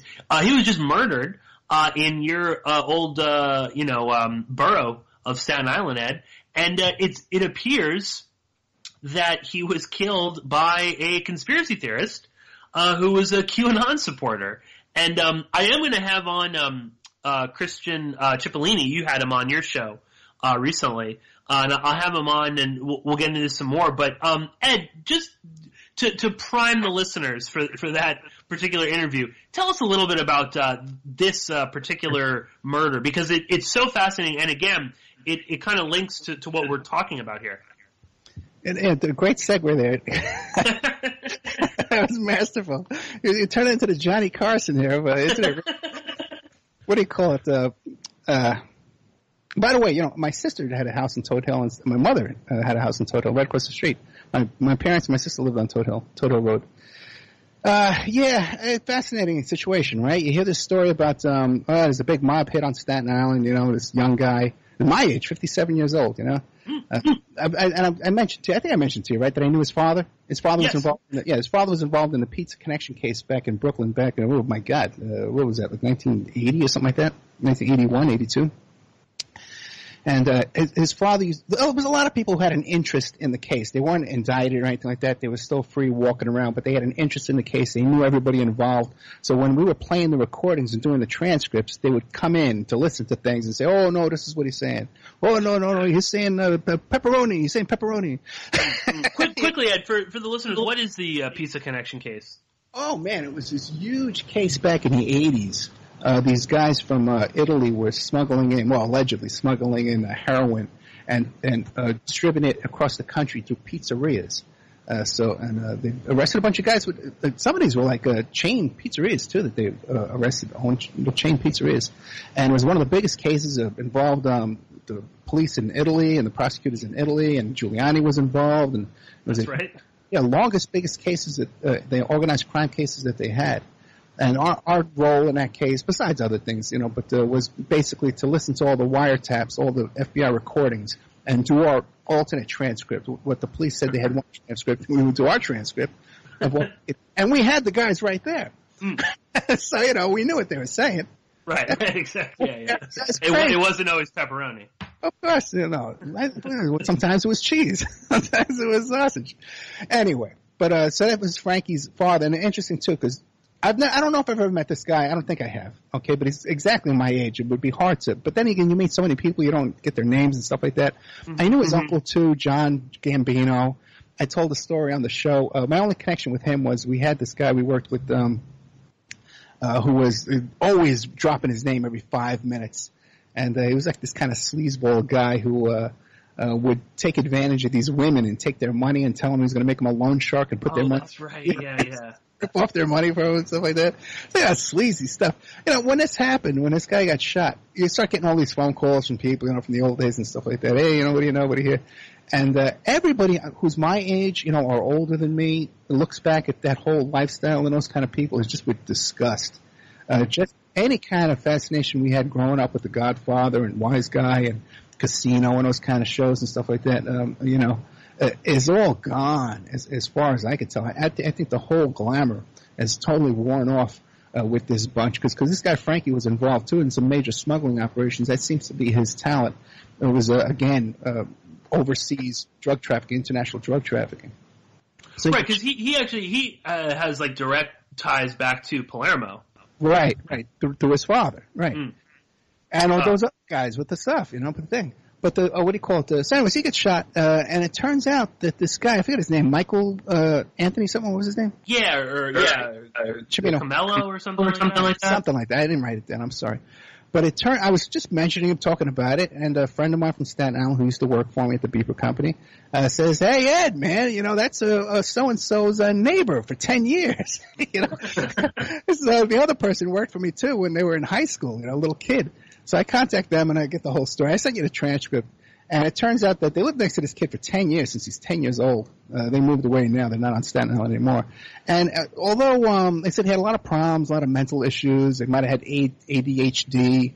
Very polite though; he used to shovel the snow, all that kind of stuff, right? But then they said that they might have had some kind of connections, drug dealing connections. The official story is that he wanted to date Cali's niece, and Cali. But what's the theory there? Okay, I'm not allowed to date your niece, so I'm going to go shoot the uncle and then go out on a date with the niece? That's not going to work out. Yeah, I know. I didn't even the whole his name is Anthony Comello. He's in custody now. Yeah, I didn't get that one at all. I didn't understand unless he really is just like a full blown lunatic. And he thought that this is how he was going to I don't know, comfort her or something like that. But yeah, this crime of passion thing makes zero sense. But continue, Ed. Yeah, or a full-blown patsy in some kind of way that they just, wound them up and sent them over there, which is possible too. There was another case very similar to this too as well back in the 80s. This guy shot at, what was his name? That guy might have been named Chimino. Or Ciccone. I think that guy's name was Ciccone. And he shot at John Gotti in front of the Bergen Hunt and Fish Club up in Queens. And they grabbed him. They got him. They grabbed him over there. And they took him someplace, and they tortured him for a while. They dismembered him and stuff like that, cut little pieces off him. And then they took him to Staten Island to Paul's Sweet Shop, the LaForts, down there on Staten Island. And they, in the middle of the night, these Gotti guys pulled the door off of the sweet shop, the front door, off the building, and dumped him in there and shot him in there, like as a message to these LaForts, because they were pissed off at the LaForts that they weren't showing the proper respect or something, So we're going to dump his dead body in your candy store, And then you got to warn it too. What? No one heard them knocking his door down in the middle of the night? That's a quiet little street, No one heard this? No one called the cops? Nothing? Or did the cops drive by there, see this, and hightail it out? Yeah, right. Like, I don't want to get involved. Yeah, well, we never got the call. Everything looks good here. Who the hell knows, man? But yeah, it turns out that they say that this guy Cali, not Cali, the shooter, Carmelo. Yeah, Carmelo, that he might have had some kind of ADHD. He was a little bit off. The neighbors kind of thought, but that his father one time shows up in a wheelchair suddenly, and the next day he's putting surveillance cameras out in front of his house. That sounds like a guy that owed money, got beat up for it, and that they were being watched by the police for drug dealing. It had to be low-level drug dealing, though. And she said also, too, that his father was like a tough guy type, one of those kind of tough guy types. But you got a lot of those, too. So you never know, man, with that bunch. They do use mentally ill people. I had this guy, Pete the Nut, who I used to work with on Staten Island, 6'5", 300 pounds. And, he was in and out of mental institutions all the time. And this guy was up there with Pope D and those guys. This guy was Delicio. This guy was with big mafia guys, man, with big mobsters, driving them around and stuff like that. And he was a total nut job. This guy was a total loose cannon. I said one time, right? I'll tell you a funny story. We had this little meeting. We had to conduct this private meeting one day, right? So we go up, we're playing it all cool. We go up to the apartment. We come back down, and Pete drove us that day. And so we come back down. We're all playing it cool. We come down to the parking lot, and the car was overheating. So Pete took the radiator cap off the car. Off the radiator, and all the hot water burns his whole arm and all up and down his arm, side of his body. So this big 350-pound guy is running around in a circle in the parking lot screaming because he's got 30 burns. But we're trying to keep a low profile. Yeah. Good luck. Yeah. So anyway, that's pretty much the basis, the extent of my knowledge about this case here. Did people call Pete the Nut? Was that his nick? Would they say that to his face, or was that Yeah, his name was Pete Stenistrud, and he was a great guy. He was a very loyal guy, a wonderful guy. He just had mental problems. I'll tell you another funny story too, because when they had him in South Beach Psychiatric Center, I used to go in there and visit him. Bring him snacks and sandwiches and stuff like that. So one time I'm going in there, and they said, what do you got in the bag? I said, well, just some soda. And he goes, well, you have any glass bottles in there? Anything glass that they can hurt themselves with? And I says, no, my goodness, no, of course not. Meanwhile, I got 2 guns on me. I got a shoulder holster. I got a I'm walking into this place with 2 guns. They're worried about a bottle. But then again, that was back in the 80s. So things were different back in those days. You could just kind of... Well, and getting back to the murder of Frank Cali and this guy Anthony Comello, I mean, let's just touch on it because this is just it adds another bizarre layer. Because I think that the story that they floated about this being a crime of passion came out before he was he got caught in New Jersey. I think he was caught on the Jersey Shore or something like that, or maybe Long Beach Island. I don't remember. And it was at his parents' house on the Jersey Shore. He went to his parents' house on the Jersey Shore.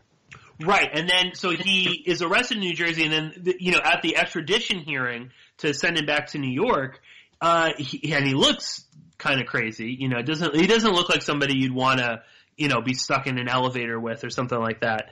And he's smiling at the camera. He's looking a little, he's got that kind of that look in his eye, like this guy is not all together.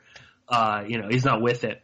And then he like flashes his palm, and on his hand in like a blue ballpoint pen, he's got a giant Q right in the middle of his palm, obviously for QAnon. And then he's got all this like MAGA, MAGA forever, and I forget some of the other things, but some like, the typical kind of Trump slogans and things like that. And of course then like this, kind of gets picked up by everybody, as well it should, because it's so strange. But, I mean, so now you've got that aspect of this. And I mean, Ed, have you looked into this at all? Because I'm curious, because I had sort of completely ignored the QAnon thing since, I don't know, the last couple of times I talked about it. And I thought that it had sort of disappeared. Although, in light of Comello flashing the Q sign, then I go on Twitter and I start looking it up. And it's like the QAnon thing has not gone away at all. And in fact, it's like gotten even worse, where you can't go to a Trump rally without, people screaming about QAnon. And they've gotten, you want to talk about people that have just they don't believe anything they see.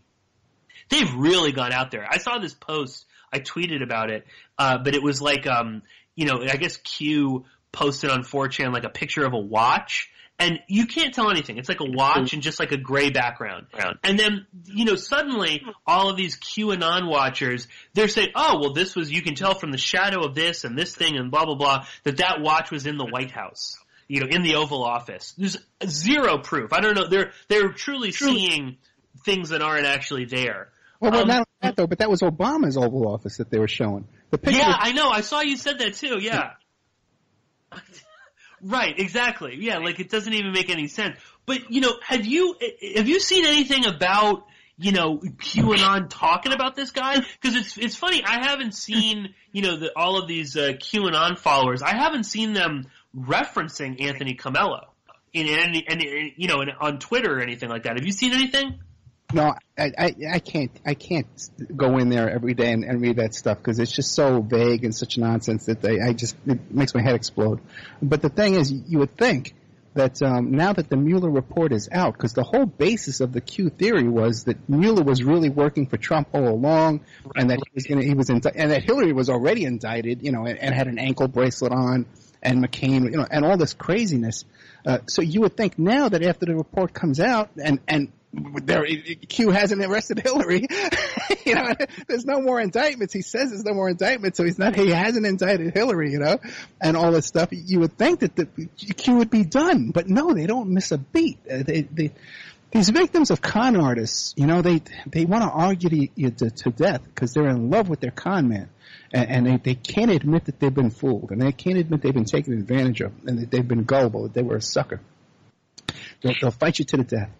No, it's so true. I already saw some things, some posts where I guess it was, one of Q's various predictions about world events that didn't come to pass. And instead of, all of these followers of his admitting that, oh, well, he's wrong, it was, oh, no, we misinterpreted what he said, or it was meant to be false information. He was purposely doing it because it's part of something else, or we didn't understand what he was saying. Again, that never admitting that you're being fooled right now. It's, I also, I wonder too with the QAnon thing if it isn't, again, to get a little more conspiratorial. I mean, it would be such an amazing, CIA social experiment. Just put this little thing out there, watch it grow. And now it's at the point where you've got, maybe this guy Comello did this because of QAnon. Because I don't buy this story about the niece, wanting to date the niece. So either that's complete BS or that's just something that they're putting out there. Or he is just kind of crazy and like you said, maybe they were kind of pushing him, or they just, somebody that wanted to bump off Cali. Well, this guy is kind of a crazy person. He's got some gripe with him. Why don't we just give him a gun and, let him do it? Yeah, but the other thing hearing though is that there was no one was set and ready to step up and take over, like you would normally have in a mob hit. You know what I mean? There was no, it wasn't. There's no like rival boss that's gonna right. Yeah, there was nothing prepared, and there was no one walked in and took over, you know, and said, okay, hey, now we're in charge. From what I hear, you know, but who knows, you know? But the thing too with QAnon too, it started out that he had to talk in this code with these, you know, fortune cookie type code, you know, and he said, well, the reason I do this is because if I were to come right out in plain English, they would shut me down. The bots would find me and shut me. Well, the bots know about you now. You know what? You know, Snowden talks in plain English. You know, Assange talks in plain English. You know, Reality Winner. You know, everyone talks in normal language. Why can't this guy? You know, if he has something to share, it's just the craziest thing. And you're right, man. It's a detachment from reality that's just getting worse and worse every day. You know. Oh yeah, no, it's I saw this like piece. I don't know what it might be like and I think it was NBC News. And it was this reporter who walked around with like a sign, and it was like "Shout if you like Q" at like a Trump rally in this huge line, and it was like everybody was shouting. You know, I mean, it's like young, old. You know, everyone kind of believes that this is true, and that I mean that's like a scary thing when you've got a mass amount of people supporting a popular candidate that are believing in utter nonsense. I mean, there's like no doubt about it. Yeah, but also, wait, has any reporter ever asked Trump, hey, do you know who Q is? You know what's going on with Q? Has anybody ever asked him? Trump himself? Not that I know of, but you'll see there was some Fox News reporter who recently who has at various times, you know, retweeted or liked QAnon posts. I can't remember his name. I'll link up to an article in the show notes about him. But he tweeted out a picture, you know, on his official, you know, blue checkmark Twitter account. You know, it was like his coffee cup, like in a cafe, and you know, on the side he you know, in like Sharpie he drew the letter Q, and he was like, "That's how I like my coffee" or something. And then instantly, you know, I guess regretted it. Or somebody told him, "What are you doing?" And he deleted it. You know, so, but you know, and then you get all these people asking, "Well, are you going to ask Trump about it?" But I don't even know, Ed. I don't even think he needs to be directly asked, because he's had these like whack jobs like Lionel in the White House posing with him. I mean, that guy made his entire, you know, second career out of being a QAnon interpreter. So I think that's Donald Trump saying, yes, I believe in Q, or I support you. I mean, he doesn't seem to mind when they're doing things at rallies. And if you really kind of follow some of the QAnon stuff, he appears to make oblique references to things in QAnon posts. You know, like what's the one like Tippy Top? You know, that was something that QAnon had said in some posts, and then Donald Trump said it during like the Easter egg hunt or something like that. He used the word tippy top. So somebody is feeding him something. But yeah, Jerome Corsi, because he was the Q whisperer there for a while too, interpreting Q for everybody. Well, how come no one ever asked him? He was doing the rounds there for a long time. No one asked him a word about any of this. It's just so bizarre, you know? Yeah, I know. No, I don't. That's why it almost you know, if it was some kind of like experiment, I think they've lost control of it at this point. And it's sort of taken a mind of its own. And it's scary too how many people have committed violent acts, you know, on behalf of QAnon. And it's so funny too that all those people, they don't have anything to say about that. You know, all of these like anonymous Twitter posters, you know, MAGA, Patriot, whatever, 1776, and all of those, you know, these people that don't, you know, they're not going to tell you who they really are. They have nothing to say when, you know, this guy goes and shoots some mafia boss. So yeah, it's crazy, and it's like not the only one, but that one really seems to have kind of like captured the imagination of so many people, and it's kind of scary too, because like they're at a point where really, if QAnon said a post like, okay, the armed, you know, insurrection begins tomorrow, I think you'd have a lot of people doing it. Yeah, there would be a percentage of people, a very small percentage, that would run out with their guns. I think the most of the followers, though, are more like Walter Mitty types, sitting home cleaning their guns. Law-abiding citizens who, when, you know what I mean? Just clean their guns, right. like their weapons all the time, because I don't see these people with a lot of, I don't see them as a threat to a rational, civil war type situation. I think that, no, I guess I don't either. I don't know that they would they would overthrow the government, but it is, you do wonder, and it'll be interesting to see with like the Comello case, whatever comes out of it. I mean, was he influenced by this? And so did he? Because I wonder too. Maybe he is a nut, and maybe he really was in love with Cali's niece. But you wonder too if especially with the QAnon obsession with elite pedophile rings and things like that. Did he believe that Cali was part of this or something? Did he read some QAnon post and decide, oh, this is what I've got to do? This is the only action that I can take. Or maybe he's just a complete patsy. It's interesting.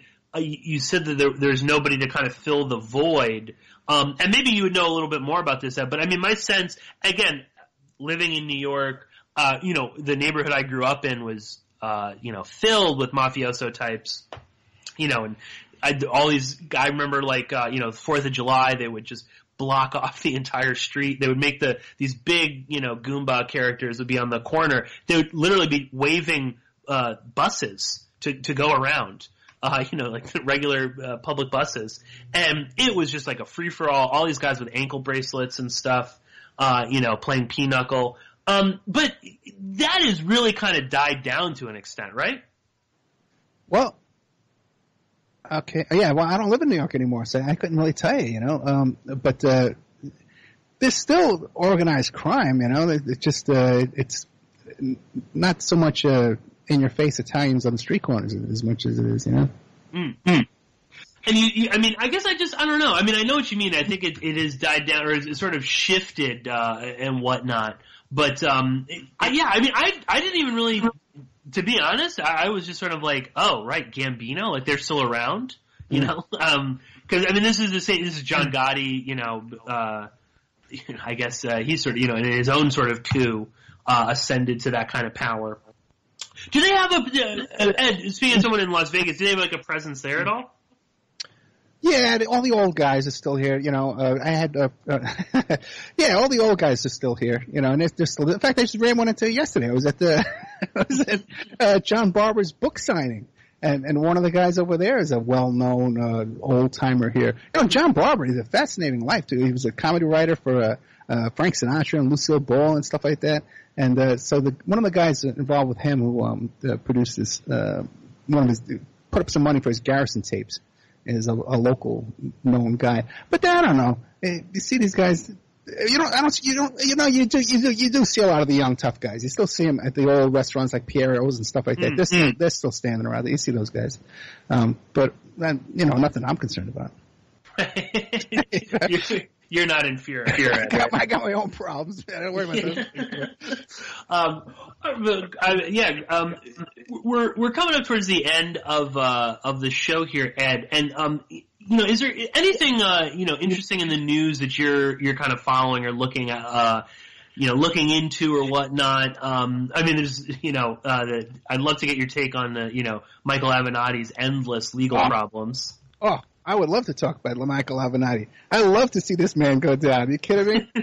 Yeah, no, so would I. I said this before on Chuck's show last week. I mean, I said he looks like a big walking phallic image.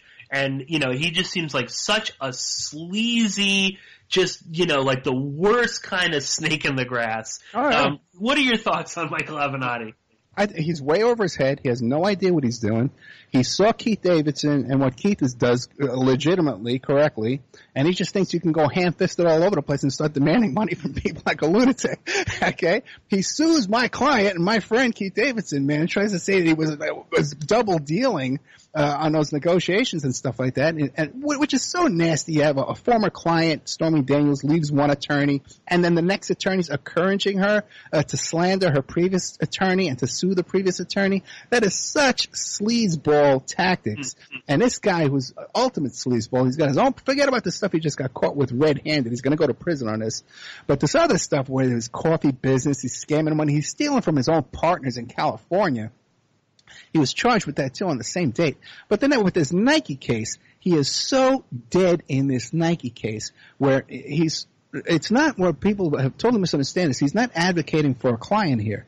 He had a client who's claiming he had $1.5 million in damages. So, okay, Nike, you need to take care of my client, okay? And basically, even that case was a, hey, give us money and we'll shut up kind of case, okay? But which is bad enough.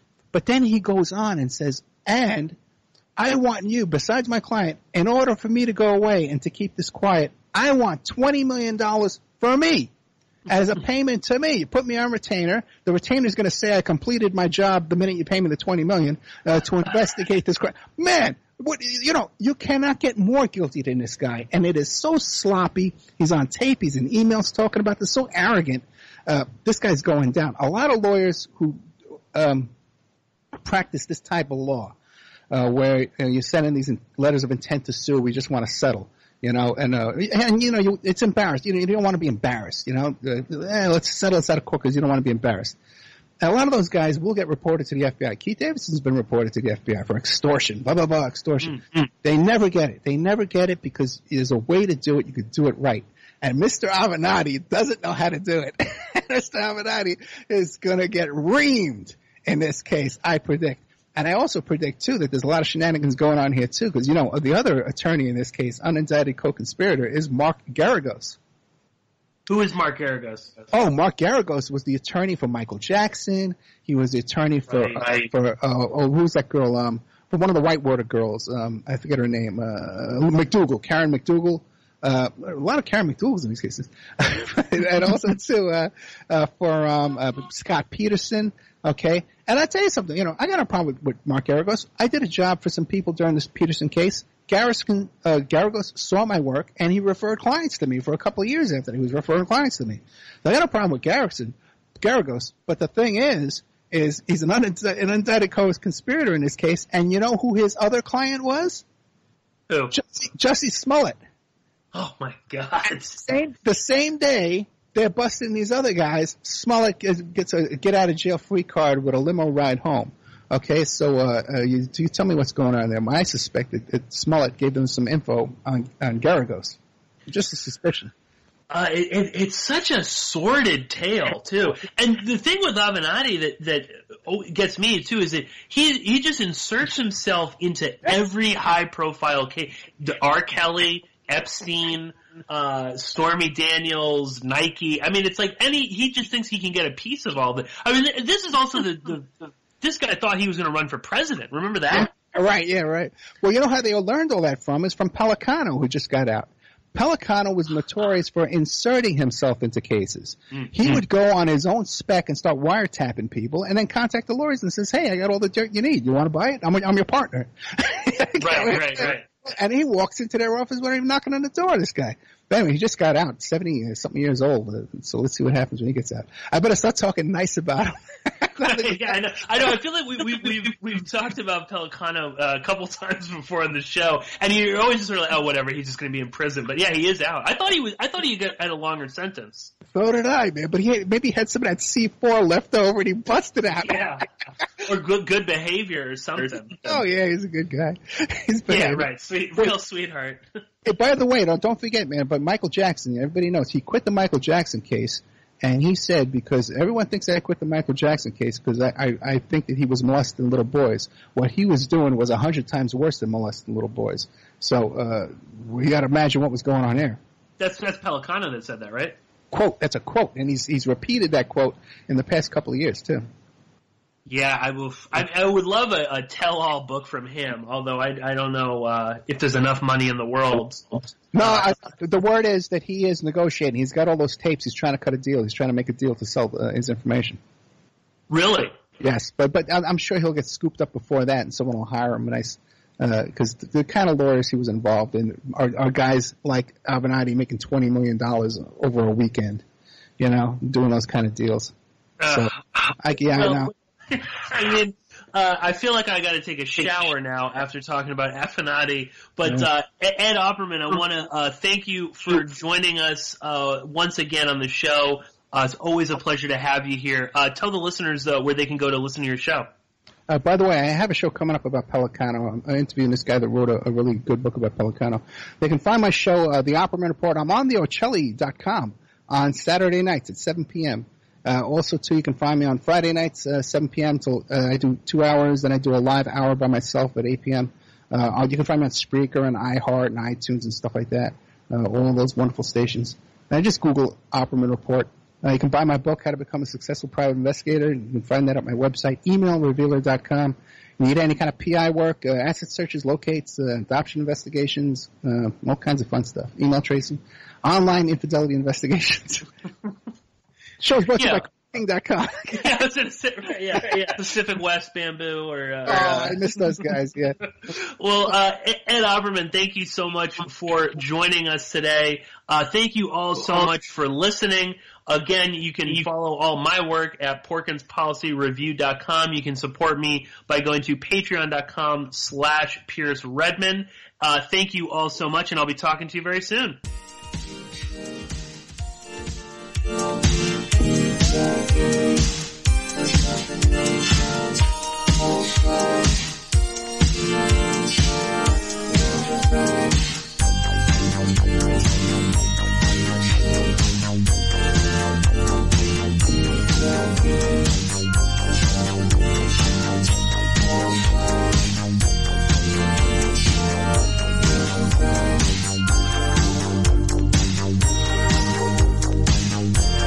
Straight out of the subway in New York City. Yeah, baby. The radio show that never sleeps. Porkins Policy Radio with Pierce Redmond.